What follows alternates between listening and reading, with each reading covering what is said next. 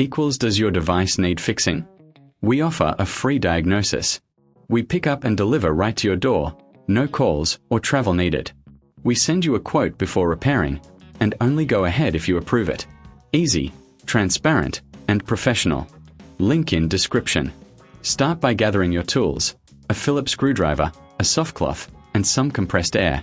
First, power off your Asus F509DA and unplug it. Remove the back panel by unscrewing the screws. Keep them in a safe place. Once the panel is off, visually inspect the fan for dust buildup. This can cause overheating. Use the compressed air to gently clean the fan blades and surrounding areas. Be careful not to damage any components. After cleaning, check the fan's connection to the motherboard. Ensure it's secure.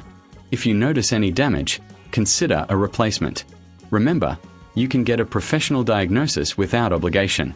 Once everything looks good, reattach the back panel and screw it in place. If you need help, we offer pickup and delivery at your home. No calls, no travel. Finally, turn on your laptop and listen for the fan. It should run smoothly. If you still have issues, get a quote before repair. Regular maintenance can extend the life of your laptop.